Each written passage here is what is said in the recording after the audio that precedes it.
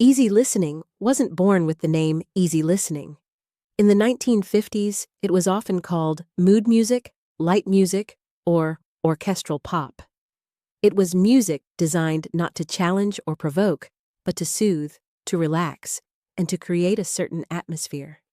If rock and roll was the sound of rebellion and jazz was the sound of experimentation, then easy listening was the soundtrack of comfort, of elegance, of a polished post-war optimism.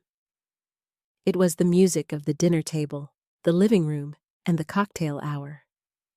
It wasn't there to demand attention, but when you stopped to listen, it revealed craft, grace, and an emotional warmth that explained why it resonated with millions. To understand it, you have to step back before the war. In the 1930s and 40s, big band swing ruled the airwaves, but not all bands burned with Basie's fire or Ellington's complexity. Alongside them, leaders like Glenn Miller, Tommy Dorsey, and Guy Lombardo built smoother, softer, string-laden arrangements that encouraged gentle swaying more than hard dancing. Glenn Miller's Moonlight Serenade and Lombardo's lush orchestrations pointed directly toward what we'd later call easy listening. At the same time, companies like Muzak had begun piping background music into offices and department stores. Instrumental versions of popular tunes meant to soften environments, not dominate them. The seed of easy listening had been planted. By the early 1950s, the soil was perfect for it to grow. America had emerged from World War II into prosperity. Suburbs were spreading across the country, televisions glowed in family rooms, and hi-fi record players were becoming household staples. People wanted stability after chaos, calm after storm. For adults unsettled by the noise of rock and roll or the abstraction of jazz, mood music was the answer. LP covers showed cocktails on glossy tables, couples in evening wear, or exotic scenes promising escape. This wasn't sweaty nightclub music. It was the soundtrack of domestic comfort, polished sophistication, and imagined romance. One of the first true architects of the genre was Mantovani. Italian-born but based in Britain, he created the shimmering, cascading strings sound that became a hallmark of orchestral easy listening. His recordings of standards like Charmaine and Around the World became international bestsellers. Mantovani's lush orchestrations, sold in staggering numbers, proved that orchestral music could thrive in an age of Elvis Presley and Little Richard. From North America came Percy Faith, who gave easy listening another of its defining voices. His Song from Moulin Rouge, 1953, was a chart-topping success, and his delicato blended Latin rhythm with lush strings. Faith specialized in arrangements that were elegant, cinematic, and deeply romantic. His work showed how orchestral easy listening could be modern without being brash, graceful without being distant. While Mantovani and Faith defined orchestral lushness, Billy Vaughn brought a more American sound to the style. His orchestra, built around his trademark twin saxophones, produced some of the most beloved instrumental hits of the decade. Melody of Love in 1954, Sail Along Silvery Moon in 1957, and Harbor Lights in the same year gave Vaughn a string of successes that carried him not just across the United States, but into Europe and Asia. Vaughn's music had swing in its veins, but always softened by warmth, making him one of the most recognizable, easy-listening figures of the 1950s. But easy listening wasn't only orchestral. Singers carried the sound into living rooms just as much as the strings and saxophones did.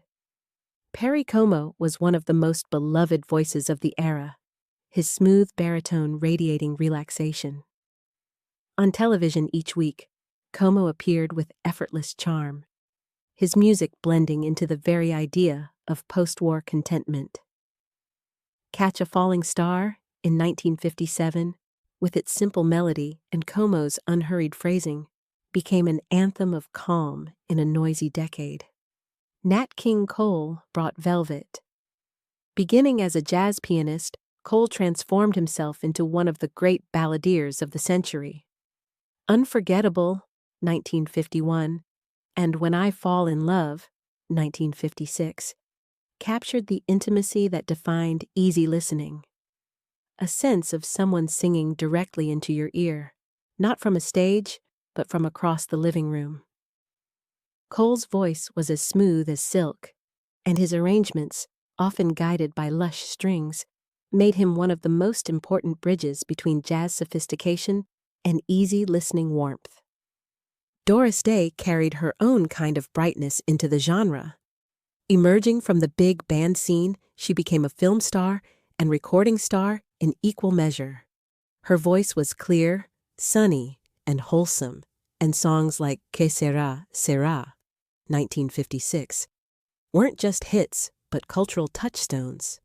Day's music embodied the optimism and lightness of easy listening in the 1950s, offering reassurance in a decade that balanced prosperity with Cold War unease. While these singers and orchestras defined domestic elegance, others offered something more adventurous. Les Baxter pioneered exotica, a subgenre of easy listening that promised escape to far-off lands. His albums blended lush strings with bongos, bird calls, and unusual percussion, creating a sense of tropical fantasy. Suburban listeners could put on a Baxter record and be whisked away to imagined islands or moonlit lagoons.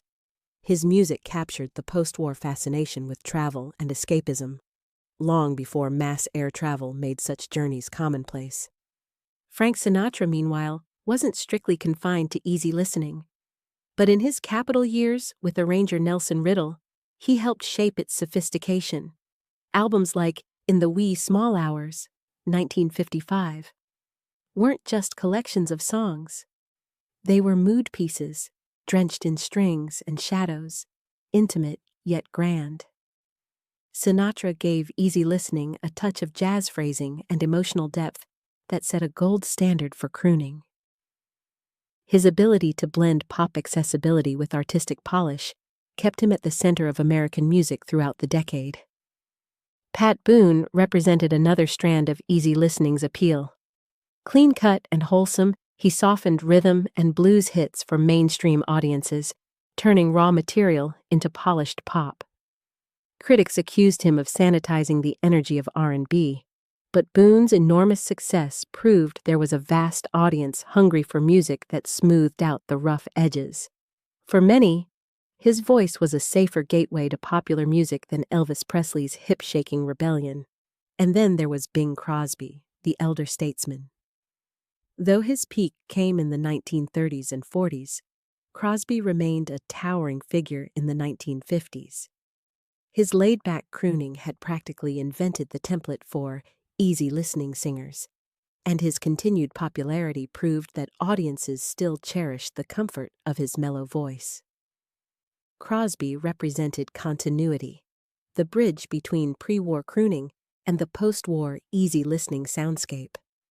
All of these voices and sounds, Mantovani's shimmering strings, Percy Faith's orchestral polish, Vaughan's twin saxophones, Como's calm croon, Cole's velvet intimacy, Day's sunny optimism, Baxter's exotic escapes, Sinatra's sophisticated phrasing, Boone's sanitized pop, and Crosby's reassuring warmth, together created the sound of comfort in the 1950s.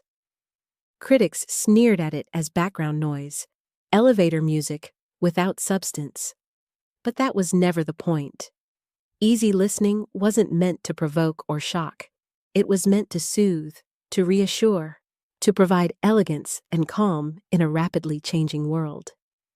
It reflected the desire of post-war middle-class families for order, beauty, and stability. While rock and roll screamed across teenage radios, jazz fractured into hard bop and modal experiments, and country carved its honky-tonk tales, easy listening spun on hi-fi turntables in living rooms, cocktail lounges, and suburban dens. It was the hum of stability in an unstable time, the clink of ice in a glass, the glow of a lamp, the soundtrack of evenings by the fire. It wasn't rebellious, It wasn't avant-garde, but it was enduring, and it carried into the next decades, where its DNA spread into adult contemporary, soft rock, and even film scores. Easy listening in the 1950s was more than a genre. It was a cultural mood, a soundtrack for a generation that wanted comfort after chaos. It was simply the sound of elegance.